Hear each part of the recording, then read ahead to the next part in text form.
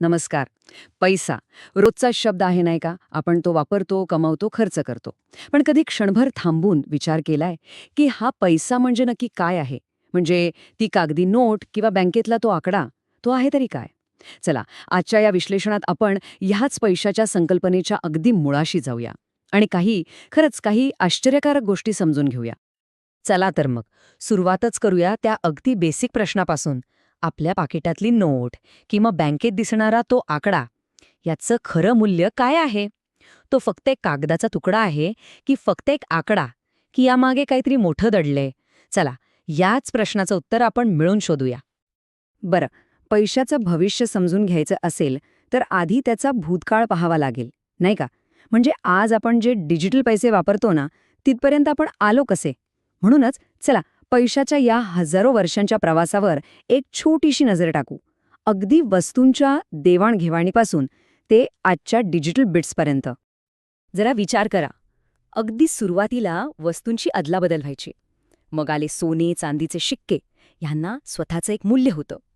त्यानंतर आली कागदी नोट. ही कशावर चालते? तर सरकारकडून मिळालेल्या एका आश्वासनावर. आणि आज तर पैसा म्हणजे फक्त आपल्या मोबाईलच्या किंवा कम्प्युटरच्या स्क्रीनवर दिसणारा एक आकडा.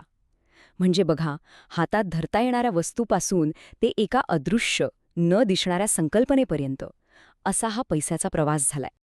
या संपूर्ण प्रवासातला जो शेवटचा टप्पा आहे ना, म्हणजे हे कागदी आणि डिजिटल चलन, हा सगळ्यात महत्त्वाचा आहे. कारण इथेच पैशाचा अर्थ अक्षरशः बदलून गेला. आता आपण इतिहासातून बाहेर येऊ आणि पैशाच्या त्या आधुनिक स्वरूपाबद्दल बोलूया, जे केवळ आणि केवळ एका गोष्टीवर चालतं, आणि ती म्हणजे विश्वास. हे वाक्य आहे ना, हे नीट समजून घेणं खूप महत्वाचं आहे. याचा साधा सरळ अर्थ असा की आपल्या खिशातल्या नोटीची किंमत त्या कागदामुळे नाहीये, तर ती किंमत यासाठी आहे कारण आपण सगळ्यांनी मिळून ते मान्य केलंय. हा एक प्रकारचा सामाजिक करारच आहे आणि जोपर्यंत आपण सगळे तो मानतो तोपर्यंतच त्याला किंमत आहे.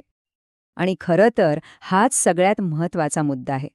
विचार करा, अख्खी जागतिक आर्थिक व्यवस्था या एकाच नाजूक धाग्यावर उभी आहे, आणि तो धागा आहे विश्वासाचा. ज्या क्षणी हा सगळ्यांचा विश्वास डळमळीत होईल ना, त्या क्षणी त्या कागदाच्या तुकड्याचं किंवा स्क्रीनवरच्या आकड्याचं मूल्य खाली यायला वेळ लागणार नाही.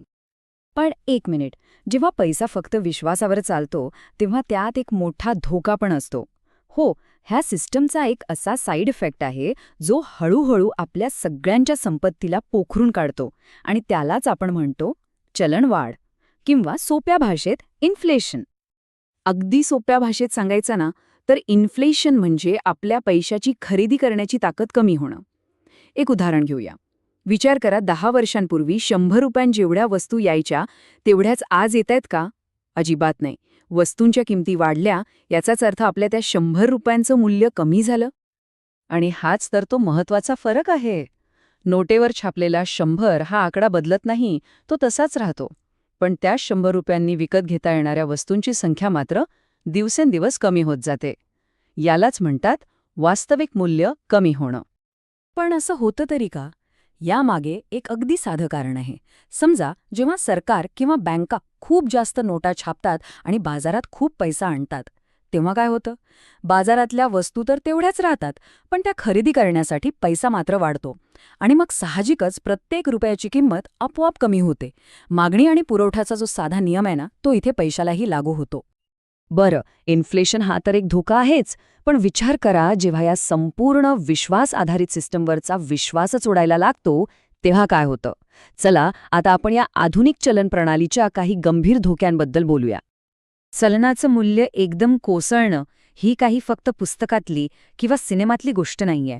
इतिहासात असं अनेक देशांमध्ये खरंच घडलंय, जिथे लोकांच्या आयुष्यभराच्या कमाईचं, त्यांच्या बचतीचं मूल्य अक्षरशः एका रात्रीत शून्य झालं. या सगळ्यावरून एक गोष्ट तर अगदी स्पष्ट होते की जगातलं कोणतंच चलन कायमस्वरूपी स्थिर नसतं. आणि खरं सांगायचं तर हाच तो सगळ्यात मोठा धोका आहे. पैसा जोपर्यंत विश्वासावर चालतोय तोपर्यंत ठीक आहे, पण ज्या दिवशी तो विश्वास उडेल त्या दिवशी त्या पैशाचं मूल्य शून्य व्हायला जराही वेळ लागणार नाही. ही एक गंभीर शक्यता आहे आणि याकडे आपण डोळेझाक करून चालणार नाही. मग आता प्रश्न पडतो की या अशा अनिश्चित परिस्थितीत करायचं काय? घाबरून जायचं? नाही. घाबरून जाण्याऐवजी हे वास्तव काय आहे हे शांतपणे समजून घेणं हाच खरा मार्ग आहे. चला तर मग पाहूया की खऱ्या आर्थिक स्थिरतेचा शोध कसा घ्यायचा. एक गोष्ट लक्षात घ्या, खरी आर्थिक स्थिरता आपल्या बँक बॅलन्सवर अवलंबून नाहीये. ती अवलंबून आहे पैशाबद्दलच्या आपल्या समजेवर, की आपली समज किती खोल आहे. त्यासाठी या 3 पायऱ्या महत्वाच्या आहेत. पहिली, सतत अभ्यास करत राहणं.